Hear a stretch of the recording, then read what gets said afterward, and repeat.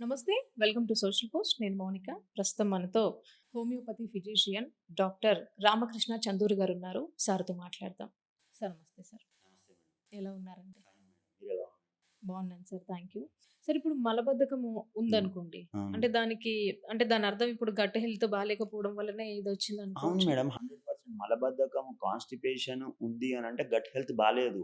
ఎందుకు అనంటే ఇప్పుడు కాన్‌స్టిపేషన్ అంటే ఏంది? మోషన్ ముందుకు పోకపోవడం. మోషన్ ఎందుకు ముందుకు పోవట్లేదు? ఇంకొకటి గట్టిగా ఉంటుంది ఎందుకు అనంటే ఎప్పుడైతే నీటి లభ్యత పొట్ట లోపట తగ్గిందో అప్పుడు కాన్‌స్టిపేషన్ డెవలప్ అయితది.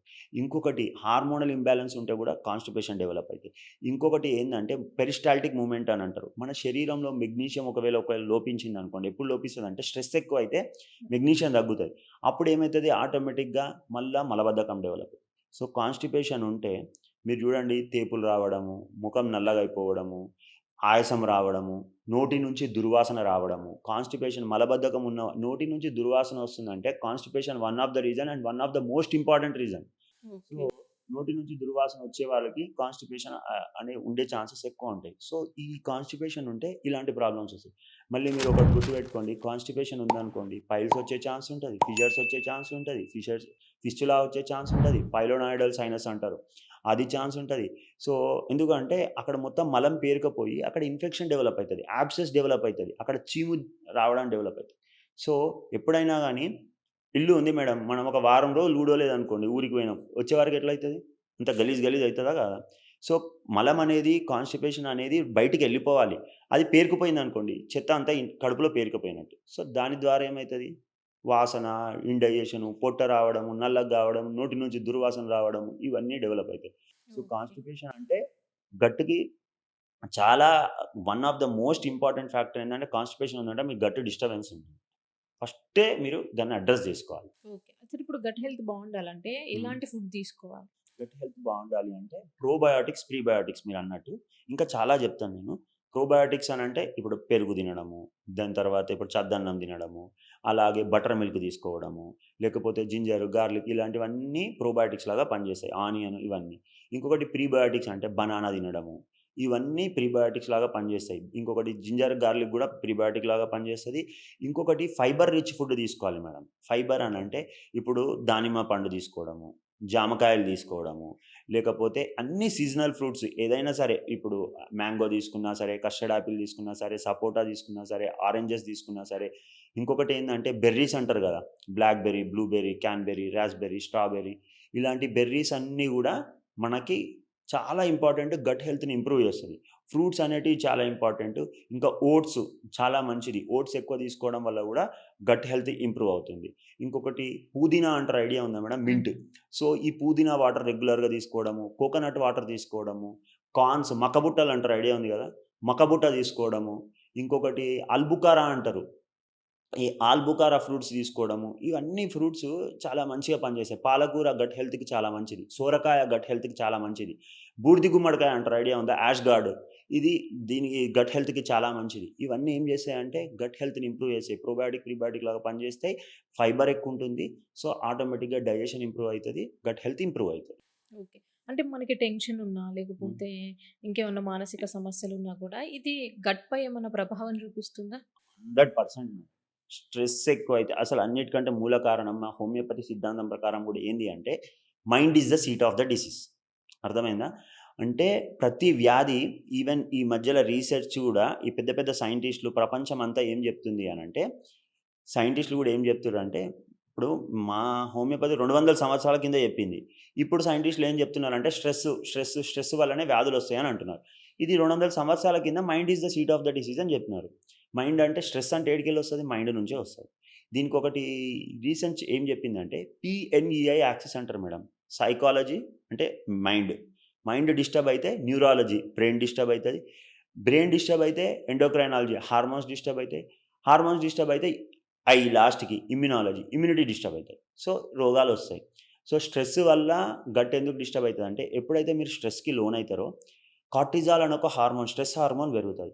అప్పుడేమైపోతదంటే మెగ్నీషియం అనే ఒక హార్మోన్ తగ్గిపోతది. సో, అది తగ్గిపోతే ఆటోమేటిక్‌గా మెగ్నీషియం చాలా ఇంపార్టెంట్. మనం తిన్న ఆహారం ముందుకు సాగాలన్నా ఒక 200, 300 ఫంక్షన్స్ చేస్తది మేడం. సో గట్టు మంచిగా ఉండాలి అని అంటే మెగ్నీషియం చాలా ఇంపార్టెంట్. స్ట్రెస్ వల్ల మెగ్నీషియం తగ్గిపోతుంది, గట్ హెల్త్ డిస్టర్బ్ అవుతుంది. లోపట పూత అని చెప్పినా కదా మేడం, మ్యూకోజల్ లైనింగ్ అది డిస్టర్బ్ అవుతుంది. స్ట్రెస్ వల్ల అది డిస్టర్బ్ అవ్వడం వల్ల డైజెషన్, కడుపులో మంట, అసిడిటీ, జీఈఆర్డీ అంటారు, గ్యాస్ట్రో ఈసోఫేజియల్ రిఫ్లెక్స్ డిసీజ్, ఇవన్నీ డెవలప్ అవుతాయి. ఓకే. సార్ ఇప్పుడు గట్ హెల్త్ బావుండాలంటే పాటించవలసిన అంటే లైక్ డైలీ ఎలా పాటించాలి దీన్ని? దీంట్లో ముఖ్యమైన కొన్ని చెప్పండి మాకు. అంటే ఏమేమి తీసుకోవాలి ఫుడ్ ఓకే. అనేది? మేడం ఒకటి ఫస్ట్ గట్ హెల్త్ బాగుండాలి అని అంటే ఏమేం చేద్దాం, పొద్దున లేవగానే మనము ఒక హాఫ్ ఎన్ అవర్ నుంచి 1 అవర్ వరకు ఫిజికల్ యాక్టివిటీ చేయండి, ఎక్సర్సైజ్ చేయండి, సూర్య నమస్కారాలు చేయండి. ఇంకొకటి మలాసనం అని అంటారు. మలాసనం అంటే మనము పాత ఇండియన్ స్టైల్ వాష్రూమ్స్ ఉంటుండే కదా, ఆ స్టైల్‌లో కూర్చోవాలి మనం డైలీ. మలాసనం అని కొడితే మీకు గూగుల్‌లో కొట్టినా వస్తది. మలాసనం ఎక్కువ చేయండి. వజ్రాసనం ఎక్కువ చేయండి. ఇంకొకటి కపాలపాతి అనేది చేయండి. ఇంకొకటి ఏంటి అనంటే భ్రమరి ప్రాణాయామ అనేది చేయండి. ఈ 4 చేసి సూర్య నమస్కారాలు చేసి కొంచెం ఫిజికల్ యాక్టివిటీ చేయడము వల్ల ఏమైపోతుంది అనంటే గట్ హెల్త్ బావుంటుంది. దీని తర్వాత ప్రొద్దున లేవగానే మనము బ్రేక్‌ఫాస్ట్‌లో గూడా పుదీనా వాటర్, ఒకరోజు పుదీనా వాటర్ తీసుకోండి. మండే పుదీనా వాటర్ అనుకోండి. ట్యూస్‌డే తులసి వాటర్ తీసుకోండి. వెడ్నెస్‌డే కోకోనట్ వాటర్ తీసుకోండి. థర్స్‌డే జింజర్ గార్లిక్ వాటర్ తీసుకోండి. ఇట్లా డైలీ ఒక్కొక్క వాటర్ తీసుకోండి. ఒకరోజు చియా సీడ్స్ తినండి. ఇట్లా తీసుకోవడం వల్ల గూడా ఏమైతదంటే గట్ హెల్త్ బావుంటది. థర్డ్ ఏందంటే ఇప్పుడు డ్రై ఫ్రూట్స్ ఉంటాయి గదా, బాదాం గానీ, పిస్తా గానీ, కిస్మిస్‌లు చాలా ఇంపార్టెంట్. కిస్మిస్‌లు రెగ్యులర్‌గా మంచిగా తీసుకోవడం వల్ల ఏమైతదంటే గట్ హెల్త్ ఇంప్రూవ్ అయితది. ఇంకొకటి అంజీర్ అంటారు. హ్మ్. ఐడియా ఉందా? అంజీర్ రెగ్యులర్ తీసుకోవడం వల్ల గూడా మనకు గట్ హెల్త్ ఇంప్రూవ్ అయితది. ఇంకొకటి ఈ చెర్రీస్ అంటారు, ఐడియా ఉందా? రెడ్ కలర్‌లో దొరుకుతాయి. అవి తీసుకోవడం వల్ల గూడా గట్ హెల్త్ ఇంప్రూవ్ అవుతది. సో, దాని తర్వాత మనము ప్రాపర్‌గా డైలీ ఒక టైంకి రెగ్యులర్‌గా పొద్దున బ్రేక్‌ఫాస్ట్, తర్వాత ఆఫ్టర్‌నూన్ లంచ్, ఈవినింగ్ డిన్నర్ ఎర్లీగా తినడము, ఇది చేయడం మంచిది. ఫైబర్ రిచ్ ఫుడ్ తినడం వల్ల గూడా గట్ హెల్త్ ఇంప్రూవ్ అవుతది. సో, ఇంకొకటి స్ట్రెస్‌కి దూరంగా ఉండాలి. స్ట్రెస్‌కి దూరంగా ఉండాలి అనంటే మీకు నచ్చిన వాళ్ళతో టైమ్ స్పెండ్ చేయండి. మీ ఫ్రెండ్స్ అయినా సరే, మీ ఫ్యామిలీ మెంబర్స్ అయినా సరే, అమ్మైనా సరే, నాన్నైనా సరే, ఎవరైనా మీకెవరైనా నచ్చుతారో వాళ్ళతో టైమ్ స్పెండ్ చేయండి. వాళ్ళతోటి మాట్లాడండి, పాటలినండి, డాన్స్ జేయండి. మంచిగా నచ్చినప్పుడు మీకు కుదిరినప్పుడల్లా టూర్‌కెళ్ళండి. మీకు కుదిరినప్పుడల్లా గుడికెళ్ళండి. మీకు కుదిరినప్పుడల్లా మీకు మనశ్శాంతిగా అనిపించే పనులు చేసుకోండి. ఇంకొకటి మీకు నచ్చని వాళ్ళకు దూరంగా ఉండండి. ఎందుకంటే స్ట్రెస్ పెరుగుతది. మీకు ఆఫీస్‌లో గూడా మీకు ఈ ఒక ఆఫీస్ మీకు సెట్ అవ్వట్లేదు, ఇక్కడ మిమ్మల్ని ఎవరో ఒకరు రోజు టార్చర్ పెడుతుర్రు, ఆఫీస్ వదిలేసి వేరే ఆఫీస్‌కెళ్ళిపోండి. లేకపోతే ఇంకొకటి, బాధలు లోపట పెట్టుకోకండి. బాధలు ఎవరితోటన్నా షేర్ చేసుకోండి. మీకు నచ్చని పని అవతల వాళ్ళకి ఇది తప్పు, మీ వల్ల నాకు ఇబ్బందయితుంది, మీరు చెప్పలేరా? పెన్ను, పేపర్ పట్టుకొని పేపర్ మీద రాసి వాళ్ళకి చెప్పేసేయండి. ఒక్కొక్కసారి మనం గట్టిగా చెప్పలేము. మొహమాటం ఉంటది, సిగ్గు ఉంటది, బిడియం ఉంటది. ఇలాంటివి ఉంటే రాసి వాళ్ళకిచ్చేసేయండి. దీనివల్ల గూడా స్ట్రెస్ తగ్గుతది. సో, బాధలు లోపట పెట్టుకోవడం వల్ల గూడా స్ట్రెస్ పెరుగుతది. ఆ స్ట్రెస్ వల్ల గూడా గట్ డిస్టర్బ్ అయితది. సో, స్ట్రెస్ తగ్గించుకోవడానికి నేను చెప్పే ముఖ్య సూత్రాలైతే ఇవి మేడం. దానివల్ల గట్ ఇంప్రూవ్ అయితది. ఓకే. సార్ ఫుడ్ గురించి చెప్తారా? సో, ఫుడ్డు ఇప్పుడు మీకు ఏం బ్రేక్‌ఫాస్ట్ తినాలి అనంటే హ్మ్. ఓట్స్ తినండి, చాలా మంచిది. ఇంకొకటి మీరు ఉప్మా ఉంటది గదండీ! ఉప్మాలో గూడా మనము కాజు, బాదాం ఇట్లా యేసుకొని తినొచ్చు. సో, అది అట్లా ఉప్మా చేసుకొని తినండి. ఇంకొకటి ఇడ్లీ ఎట్లా చేస్తాం మనము? ముందు రోజు నానబెడతాం పిండి. అవును. అదేమైతది? ప్రోబయాటిక్ లాగా పనిచేస్తది. దోస ఎట్లా చేస్తాము? అది గూడా పిండి ముందు నైట్ రోజు నానబెడతాం. నానబెడతాం. అది గూడా ప్రోబయాటిక్స్ లాగా పనిచేస్తది. ఇట్లా ఇంకా నిలువ చేసి పెసరట్టు అని అంటారు, అది గూడా ముందు రోజు నానబెట్టి చేస్తాం. సో, ఇట్లాంటివి చేసినప్పుడు ఏమైతదంటే ప్రోబయాటిక్స్ లాగా పనిచేస్తది. ఓట్స్, ఓట్స్ గూడా ప్రోబయాటిక్ లాగా పనిచేస్తాయి. నైట్ అంతా నానబెడతాం ఆ! కాబట్టి. హ్మ్. ఇంకొకటి ఇప్పుడు బ్రేక్‌ఫాస్ట్ ఏం తినాలో అర్థమైంది.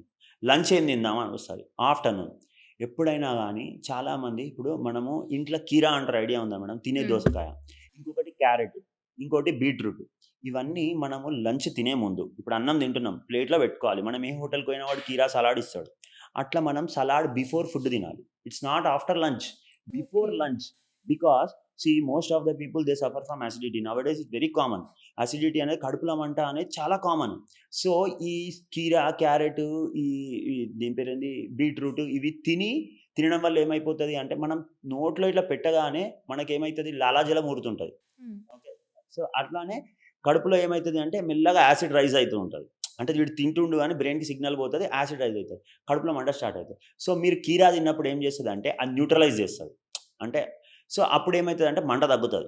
సో, కీరా తిన్నా, క్యారెట్ తిన్నా, బీట్రూట్ తిన్నా మంట తగ్గుతది. మంట తగ్గంగానే ఏమైపోతది, ఆటోమేటిక్‌గా మీరు తినేది ఎక్కువ తినొచ్చు. మండుతుంటే తినరు.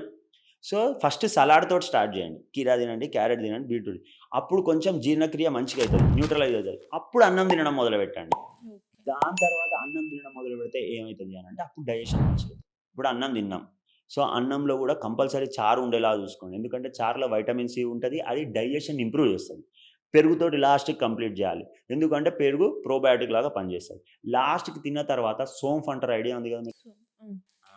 సోంపు వాడండి. ఎందుకంటే సోంపు అనేది డైజెషన్ ఇంప్రూవ్ చేస్తది. మళ్ళా మీకొకటి అయిపోయింది. ఇప్పుడు తినడం అయిపోయింది. ఆఫ్టర్‌నూన్ అయిపోయింది. 4 గంటలకు స్నాక్స్ తింటామనుకోండి. స్నాక్స్‌లో కూడా ఫ్రూట్స్ తినండి. పపాయ చాలా మంచిది. పపాయల పపైన్ అనే ఒక ఎంజైమ్ ఉంటది. అదేం చేస్తది? డైజెషన్ ఇంప్రూవ్ చేస్తది. ఇంకొకటి యాపిల్ తినండి. ఈవినింగ్ 4:00 ఆ టైంలో ఫ్రూట్స్ తినండి. అప్పుడేమైతది?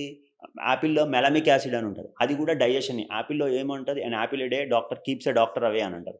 అందులో ఫైబర్ అనేది ఎక్కువుంటది. సో, స్నాక్స్ టైమ్‌లో ఫ్రూట్స్ తిని, ఇంకేమైనా చిన్న చిన్న స్నాక్స్ తినండి. ఇప్పుడు మక్కబుట్టలు గూడా మనము స్నాక్స్ టైమ్‌లో తినొచ్చు. సో, అలా గూడా తినడం వల్ల ఏమైతది అనంటే డైజెషన్ ఇంప్రూవ్ అయితది.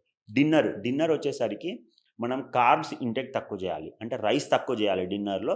మనం ఏమంటే జొన్న రొట్టెల ఐడియా ఉందా మేడం? హ్మ్. జొన్న రొట్టెలు తినండి డిన్నర్‌లో. ఇంకొకటి డిన్నర్‌లో జొన్న రొట్టెలు తినండి. ఫ్రైడ్ ఫుడ్స్ తినకండి. ఇప్పుడు బీరకాయ ఫ్రై, కాకరకాయ ఫ్రై, బెండకాయ ఫ్రై ఇట్లాంటి ఫ్రైలు తినొద్దు. ఇంకొకటి రాత్రిపూట అందరూ మనం మంచిగా డిన్నర్‌కి పోదాం ఈరోజు ఆఫీస్‌లో పార్టీ ఏమన్నా పార్టీలున్నాయనుకోండి ఆఫ్టర్‌నూన్ పెట్టుకోండి.